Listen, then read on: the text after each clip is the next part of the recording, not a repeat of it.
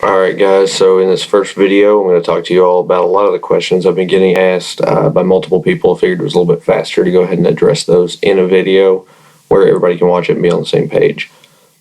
Biggest questions I've been getting asked are regarding tech rules for next year. We're not going to be changing any of your basic rules. Still got to have all your lug nuts. If you got hubcaps, take them off. Take your floor mats out if you've still got full interior. You can't have any fluids leaking, that's gas, oil, coolant, all that kind of stuff just dumping on the ground. If your valve cover is seeping a little bit, I'm not going to not let you drive because your valve cover is seeping, but that is a seep. It's not dripping onto the ground and making a mess and everything else. It's something we got to clean up, gets on everybody's tires, makes it kind of a mess. For the tandem guys, you just have to have a 4-point roll bar, which is just the main hoop and the 2 down tubes is your minimum. You can do bolt in or weld in. For tandem, you also have to have a fire extinguisher in the car. This is for the purpose of if we send multiple people out at one time and for some reason somebody's car does catch on fire, we can't get out there as fast because we have to wait for all the other cars to clear out. So that's there for your all safety as well as everybody else's. The only new thing that we are going to be adding to tandem is we're going to be taking a rule from Texas Street Legal, and manufacturer years 2003 and up are going to be able to tandem without a roll bar at the larger open events like Kentucky Speedway, which you guys might have seen us post on the page about a little bit. At those events only, this does not include the Sportsdrome, cars without a cage 2003 and up will be able to tandem at our discretion. This will be kind of a skill-based thing. We're going to make you do a few runs at least to get a feel for what your skill is and assess from there if that's something that's going to be an option for you. But if you've been to the events, you've been driving, your skills are where they need to be tandeming, we are going to let you tandem without a roll bar at the Kentucky Speedway events or other parking lot events only. Let's see. Oh, tracks. Duh. You guys have been asking a lot about that. So we have met with several tracks. The only one that we have locked in right now for you guys, in addition to the Sportsdrome, is going to be Kentucky Speedway. They are going to be giving us a lot of extra benefits that only come with a track that large, such as indoor garages. Our driver's meeting will take place inside. Large projector, we can show the track layout, that kind of thing, to help get you guys acquainted with the newer facility. It's also going to be a third gear layout, so that's something that some of you guys don't experience at the Sportsdrome. We're also going to be adding that in, so that'll be a huge plus for you guys. This will also continue our tandem competition like we did last year. Link ECU is still on board, and they're still offering that $3,500 prize package for whoever is the overall winner.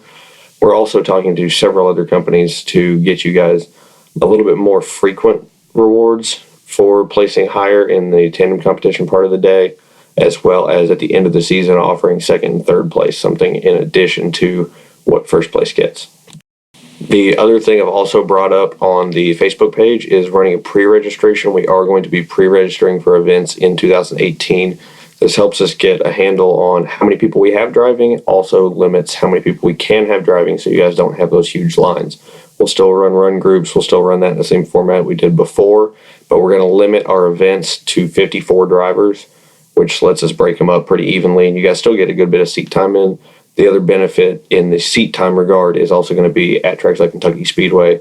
The layouts that we're going to be running aren't doubling back on themselves and going over the same section of track, so we can send you all more rapidly, including the single run guys, to get in a bunch more seat time at those venues that it's capable for us to do that kind of thing. The other rule I've been getting asked a lot about is a tire width rule for the tandem competition part of the day. As of right now, we're not going to be enforcing a tire rule based on the fact that throughout the 2017 and 2016 seasons, even the guys with the lower horsepower cars have been able to keep up with the higher horsepower cars in most sections of the track. Our layouts are going to stay pretty much the same. So in that regard, I don't want to enforce some sort of tire rule on the higher horsepower guys. Most of you all are still getting pretty used to your setups and your cars and all that kind of stuff. So enforcing a rule that restricts you to a certain size tire, I feel like might infringe on some of your all's learning capabilities while we're at these events. So I want to leave that open to however you guys want to set up your car, whatever you guys want to run, whatever you're comfortable with.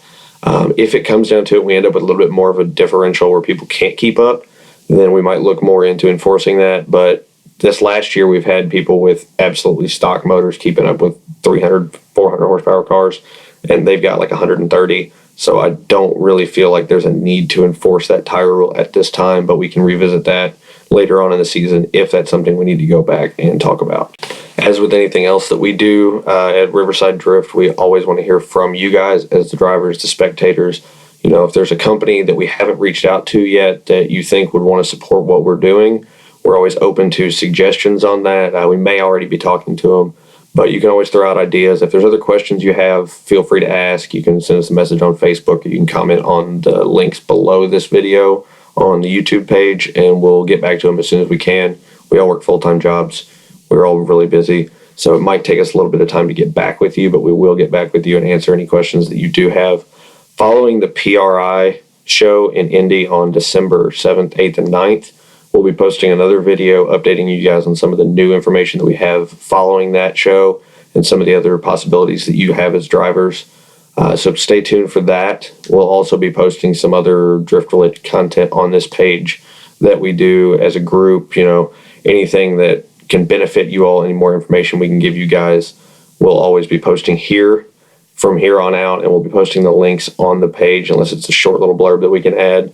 But there's a lot of you guys asking questions, and a lot of them are along the same line, so it's going to be most efficient for us to answer them in these videos.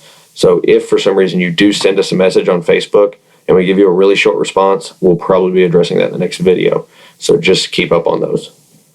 Other than that, I think that's the big points that you guys have been asking me so far. So thanks for watching, and stay tuned.